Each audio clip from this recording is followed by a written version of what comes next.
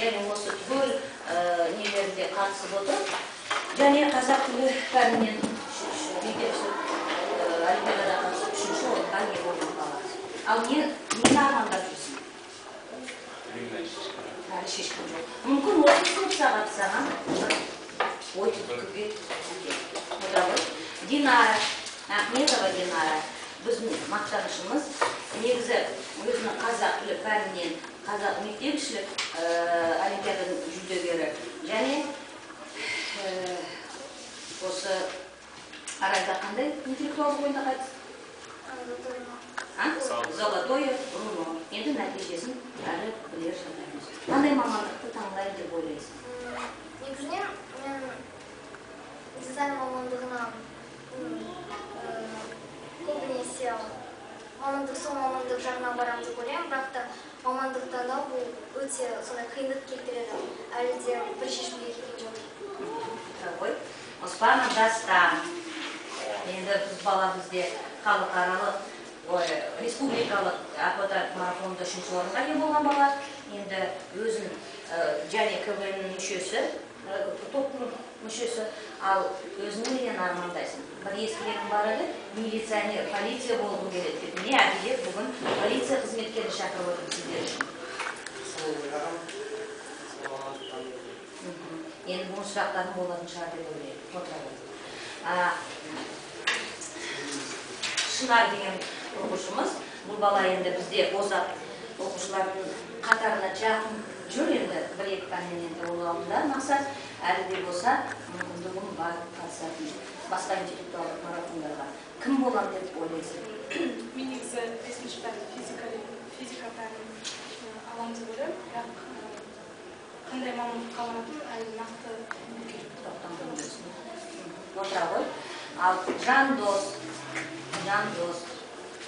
озат қатарында бірнеше интеллектуалдық ойындарға қатысып жүр, бірақ енді нәтижесін көре жатамыз. Мен келешекте негізінен ағылшын тілін таңдаймын, және келешекте аудармашы ретінде болғым келіп тұр деп мақсат. Өте жақсы. Әділ. Енді біздің тоже КВН-нің топ мүшесі әлі ойланып жүр. Негізі таңдап жүрген пәнін физика. Инженерларда бар бізде бүгін отыра ғой. Әйгерім біздің енді әлі түгел нәтижелерін алдында шығар. Қатысу керек, соларды көріп жататын. Кім болып? Не боламын деп жүрсің? Полицейский час. Қыздарға бар ма бізде сондай? Сол сұрақтарды бүгін қозғауға болады. Полиция сөз жатады. Кім? Мадина біздің Пушкин оқуларына қатысып 1-ші орын алған, мектепішілік орынлардың және орыс тілі пән олимпиадасына қатысып жүрген бала. Ал? Мен әлі шешкен жоқ. Енді балалар 2 жыл қалды, 2 жылдан 1,5 жыл қалды, соның ішінде нақты. Енді мүмкін осы сынып сағатында бір ой түрткі алырсың. Ал мақсат? Өзім медик болады. Арманым бар сондай да. Ал енді мақсат біздің ақым, сыныбымыздың ақымы. Ал енді былай айтқанда сондай тәртіпті бала өзінің алдына қоятын бір мақсаты бар шығар, енді бүгін сұрақ қоярсың. Негізі мамандық туралы. Енді өте сирек кездеседі дәрігерлердің арасында еркек адам деген. Бүгін мүмкіндік бар.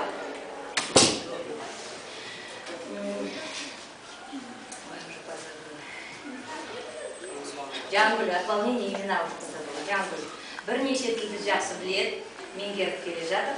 Өзі де айта алатын шығарсың, қандай тілдерді меңгеріп келе жатыр. Енді 5-ші тілге меңгеріп, және тілші болғым келеді деген несі бар. Айтып жүрсіз, қандай тілдерді меңгеріп жүрсің? Мен негізінде туған тілім қазақ тілі, орыс тілі, ағылшын және түрік тілі білемін. Неміс тілін үйренгім келеді. Тілге деген үйренім бар. 5-ші мен ағылшын тілін аудармашы болатын. Досан, біздің спортшы. Мен ешкі физика пәнін таңдаймын деп ойлаймын. инженерия мамандық жағы. Инженер мамандық таңдаймын. Манарбек енді бізде ағылшын тілінің меңгеріп жүрген бала бүкіл интеллектуалдарға сайысқа қатысып отырып, олимпиадаға қатысып, енді міне облыстыққа олимпиадаға жолдама алып отырып, енді нәтиже болады деп ойлаймыз. Ал мамандық? Аудармашы ретінде. Аудармашы ретінде. Жанерке бұл балада құқық сабағын өте жақсы меңгеріп, міне облыстық олимпиадаға қатысып отыр, жолдама алып отыр 2-ші турына. Мен 5-ші пәндерінде ағылшынды таңдадым. Егер де 4 негізі бар қайда түсін келеді. Біріншісіне халықаралық құқық, сосын халықаралық қатынастар, сосын аудармашы, сосын мұғалім.